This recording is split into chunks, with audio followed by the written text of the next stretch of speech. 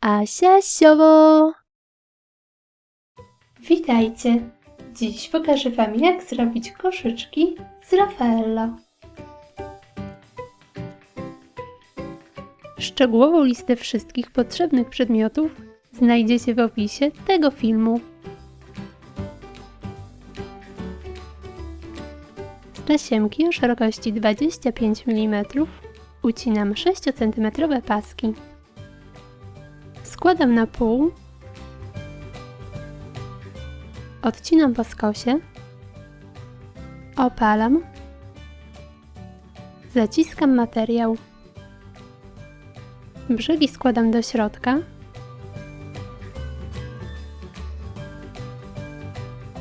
opalam dół i łączę materiał.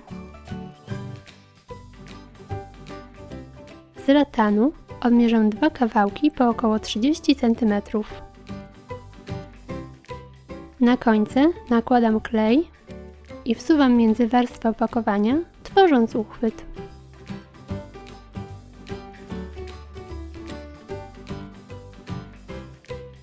Z drugim kawałkiem ratanu robię to samo.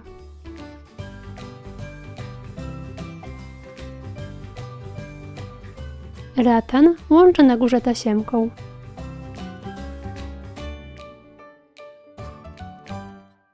Na górze opakowania przyklejam liście,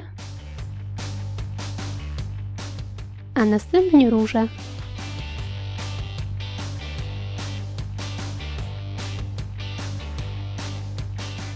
Całość dekoruję perełkami.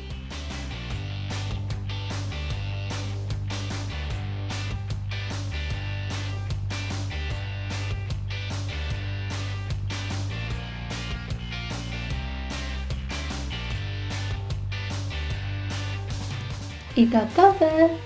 Biały koszyczek będzie fajnym prezentem na komunię czy urodziny. Natomiast czerwony doskonale sprawdzi się jako prezent z okazji Dnia Matki czy walentynek. Koszyczki możecie oczywiście ozdobić innymi kwiatami z tasiemki, bibuły lub sztucznymi. Na dziś to tyle. Pozdrawiam. Pa, pa!